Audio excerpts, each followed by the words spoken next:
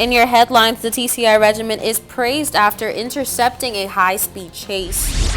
The first set of approval reference numbers for the inflation stimulus have been released. And the Turks and Caicos was elected as chair of the UKOTA.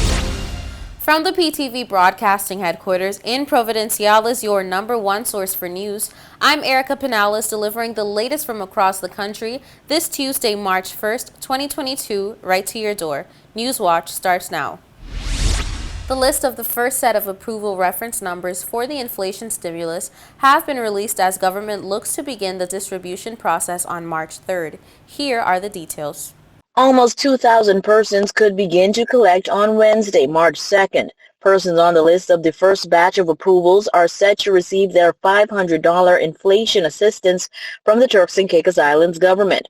The Ministry of Finance on Monday released the first list of approvals for the payout, a whopping 43 pages with most approvals coming out of Providenciales, followed by Grand Turk. The list encompasses the applicant's reference number, last name, island, and date of approval. This first batch to receive their $500 check payments were approved by February 14th, while it is expected that applicants approved by February 21st will begin collection on March 4th, and those approved by February 28th on March 11th. The inflation stimulus was set to assist residents with utility payments, education, medical, and other important expenses. Persons are reminded to walk with a government-issued ID to the Treasury offices in Grand Turk and Providenciales for check collection. Face masks and coverings and social distancing will be strictly enforced.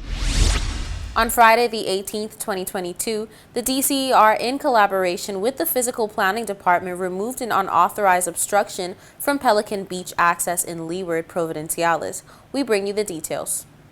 Further investigations into the persons responsible for this illegal obstruction are ongoing. With the Beach and Coastal Vending Ordinance 2021, we gather that the ministry would like to remind all resorts, vendors, stakeholders, and the general public of the following regulations to be adhered to avoid prosecution. The following is prohibited: erecting any permanent or temporary structure on a beach or coastal area without written permission from the director, or leaving equipment, materials, or other belongings on a beach or coastal area unattended without written permission from the director. Purportedly, failure to comply with the Beach and Coastal Vending Ordinance may result in a penalty of up to $1,000. The DECR would like to remind the public that in accordance with Regulation 3.1, the following activities are illegal within a national park: the taking of any animal or plant by any method on land or at sea, except to the extent permitted in any fishing zone. On Monday the 14th, a water sports tour operator and associated staff members were found to be in possession of marine product removed from the Princess Alexandra National Park.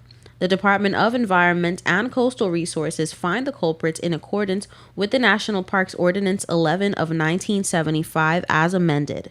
Failure to comply with this regulation is considered the commitment of an offense under the National Parks Ordinance and may be liable on summary conviction to a fine of $5,000 or a term of imprisonment of 6 months or both. Don't go anywhere. More Newswatch when we return.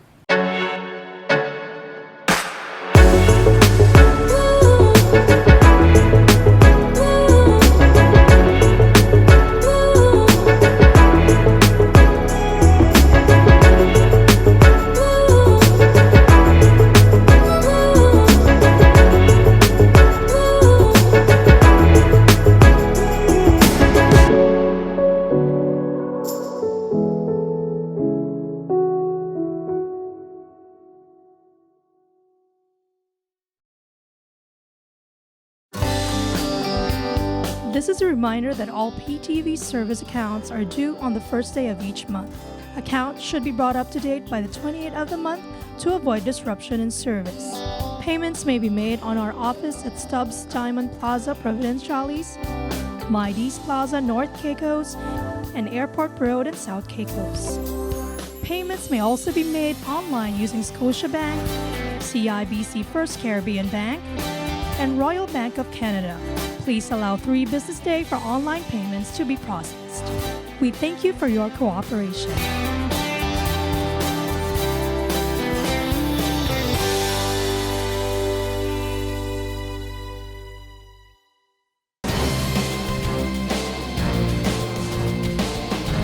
Welcome back to Newswatch. The TCI regiment is being praised for a job well done after officers intercepted, arrested, and confiscated after a high-speed chase on Monday. Newswatch has the details.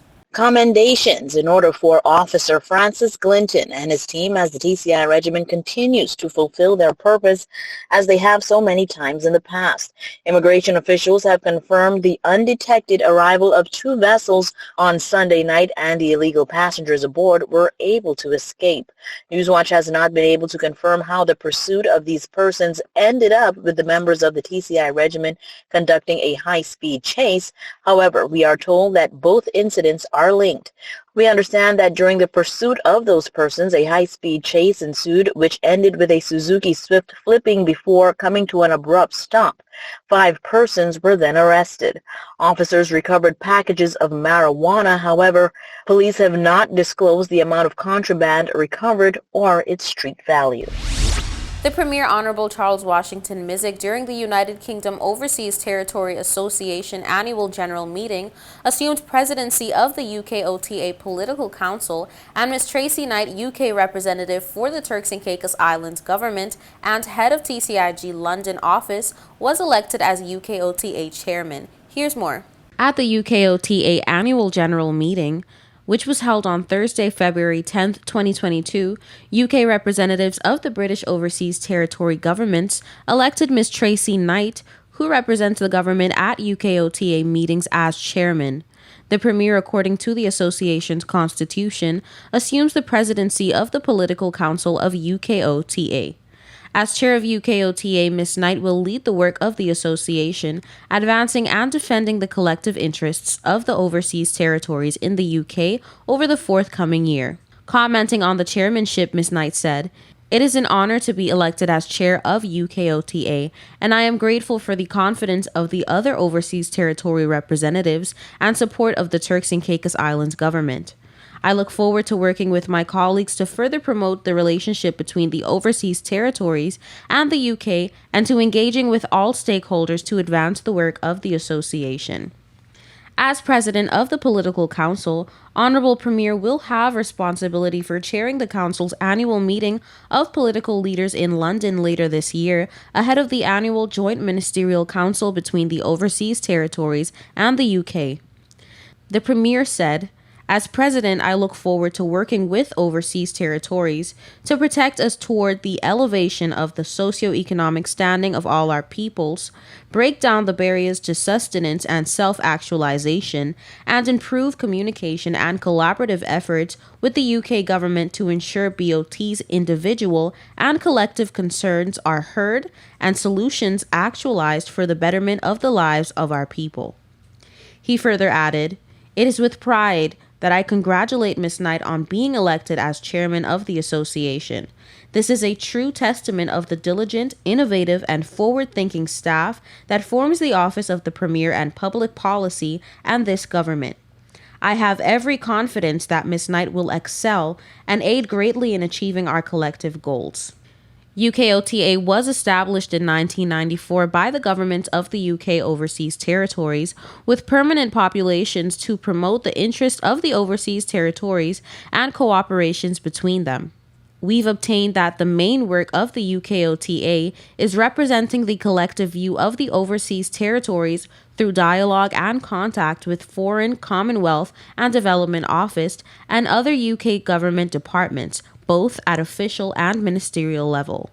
Reportedly, the territories represented on UKOTA are Ascension Island, Anguilla, Bermuda, British Virgin Islands, Cayman Islands, Falkland Islands, Gibraltar, Montserrat, Pitcairn, St. Helena, Tristan da Cunha, and finally, our beautiful Turks and Caicos Islands. Don't touch that remote, we'll be right back. Coming up next is your weather forecast. This is a reminder that all PTV service accounts are due on the first day of each month. Accounts should be brought up to date by the 28th of the month to avoid disruption in service. Payments may be made on our office at Stubbs Diamond Plaza, Providenciales, Mides Plaza, North Caicos, and Airport Road in South Caicos. Payments may also be made online using Scotiabank, CIBC First Caribbean Bank, and Royal Bank of Canada. Please allow 3 business days for online payments to be processed. We thank you for your cooperation.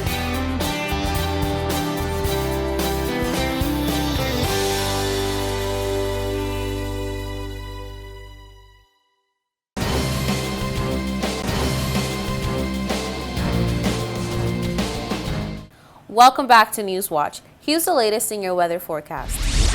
Here's your weather forecast for March 2nd, 2022. For the nation's capital, Grand Turk, on Wednesday, mostly sunny skies, high 79, low 74, winds northeast at 10 to 20 miles per hour. For South Caicos on Wednesday, mostly sunny skies, high 79, low 73, winds northeast at 10 to 20 miles per hour. For North and Middle Caicos on Wednesday, mostly sunny skies, high 80, low 74, winds northeast at 10 to 15 miles per hour. For Parrot and Pine Key on Wednesday, mostly sunny skies, high 79, low 73, winds northeast at 10 to 15 miles per hour. And on Providence Yales on Wednesday, mostly sunny skies, high 79, low 73, winds northeast at 10 to 15 miles per hour. Now for your sunrise and sunset. Sunrise 6:10 a.m., sunset 5:54 p.m., and for your high tides and low tides, high tide 7:19 a.m., 7:43 p.m., and low tides 1:02 a.m., 1:35 p.m. And that's it for your weather forecast. We'll be right back with more Newswatch.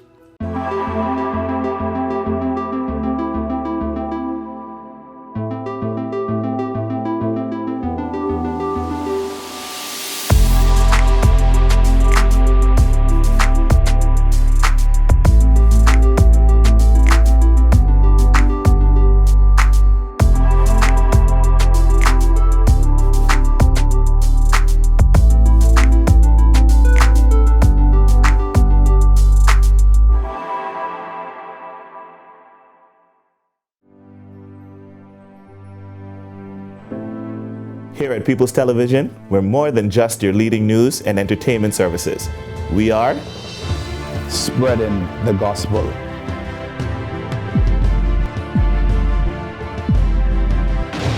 We are breaking barriers. We are preserving the culture. Each one, teach one. We are committed to excellence. We're creating change. We are creating memories. We are the future. I am PTV. I am PTV. I am PTV. I am PTV. We are PTV. We are continuing the legacy. We are PTV.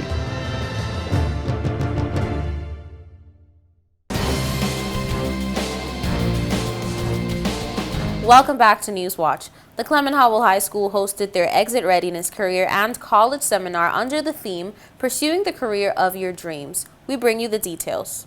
Shanta Seymour, appointed principal of the Clement Howell High School, opened the seminar with a poem she said resonated with her since 2003 as her first teaching job at the H.J. Robinson High School. Enjoy your achievements as well as your plans.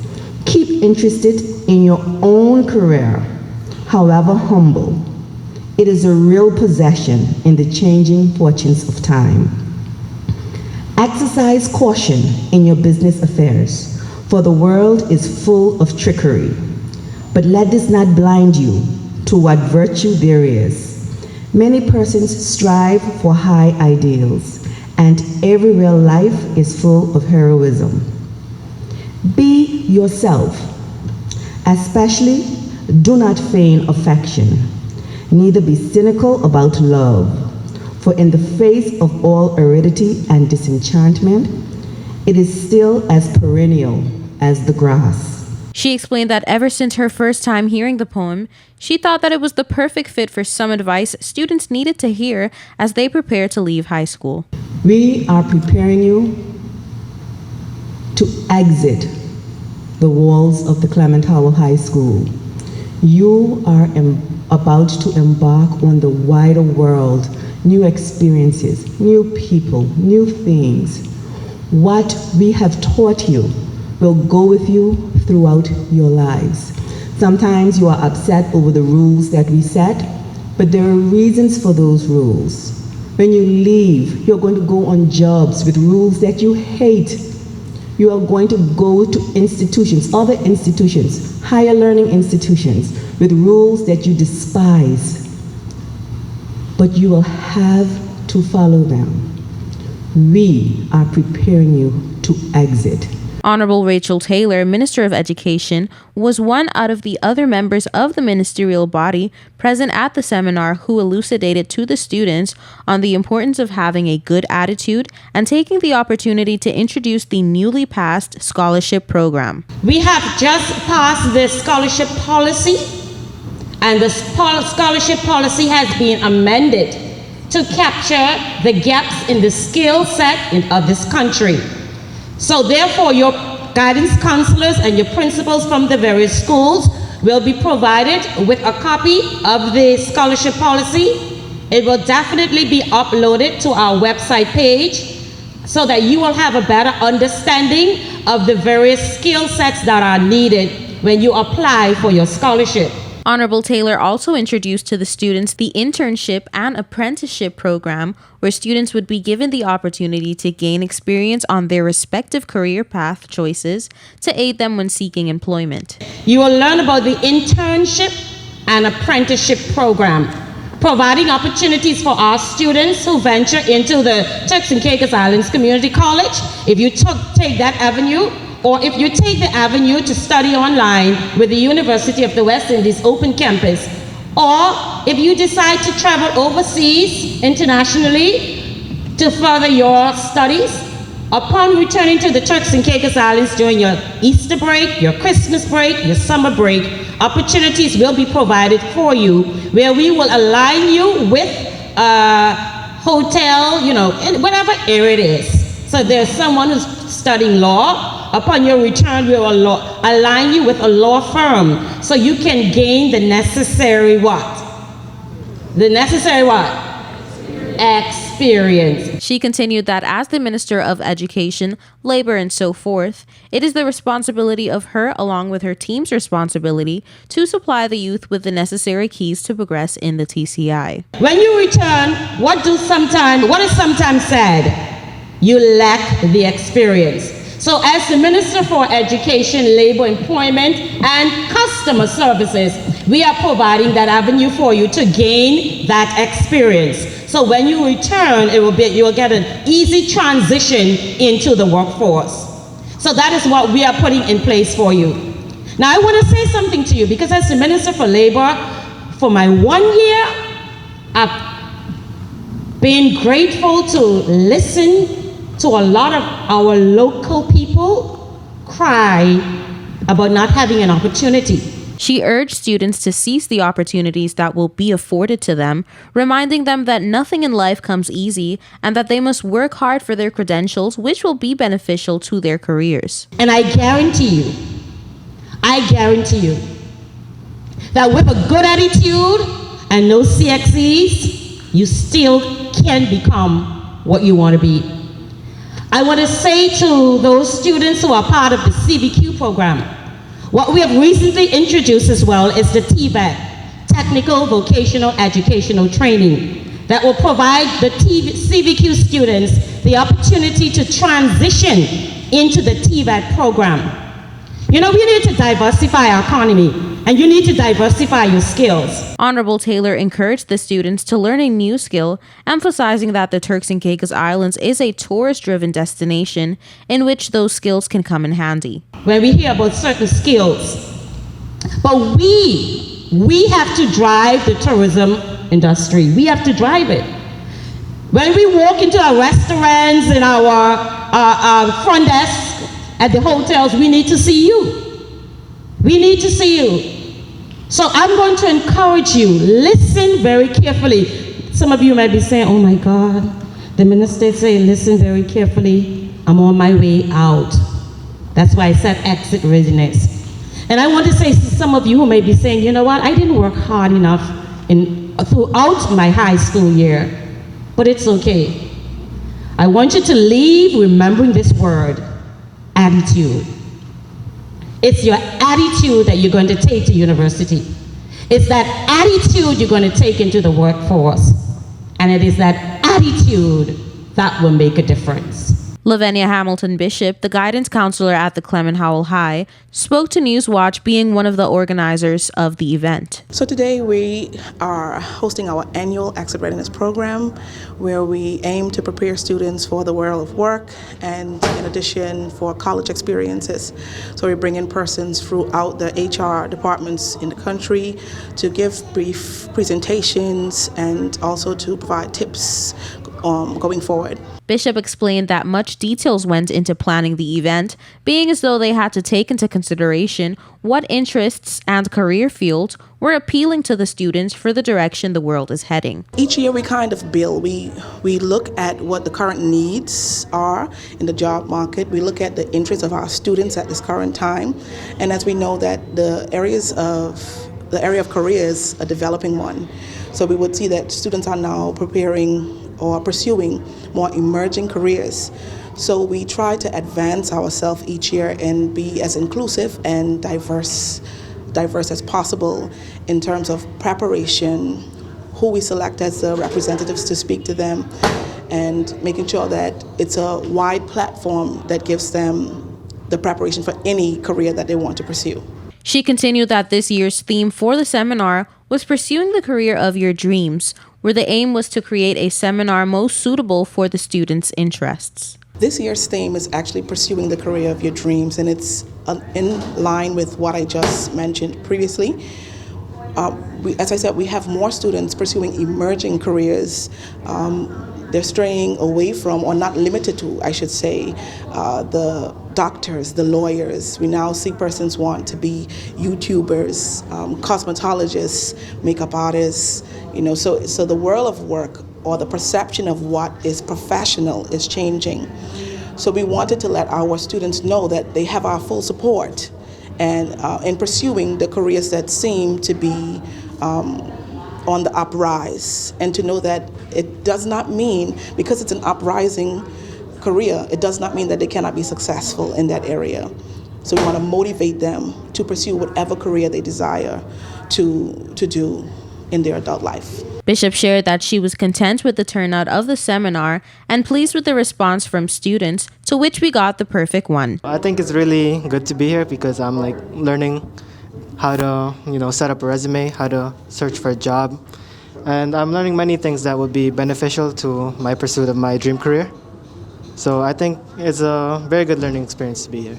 Yuan Seo explained that he learned many things in the seminar, such as the do's and don'ts of when applying for higher education or jobs, which will be very useful for when he exits high school. Basically, for about all of these presentations, they're just telling you about what to do and what not to do. So a very good example is that a resume should be very brief, because not all employers take a detailed look at it. So they're basically just giving us the tricks and the trades within the labor force, and I think that's very good. He continued that what resonated with him most was a little thing Honorable Taylor said during her presentation. Our Honorable Minister actually said that attitude is the most important thing when going into the workforce or any other type of education. So I think that has really resonated with me, because I was raised in to be proper. So I think that attitude is definitely one of the most important aspects of a person, and that is very applicable in the workforce. That brings us to the end of this edition of The Real News. I hate to leave you so soon, but of course, you can join us right back here every weekday at 6:30 p.m. and tap into our social media platforms at www.ptv8tci.com. I'm Erica Penales, keeping you informed, updated, and affiliated. Until next time.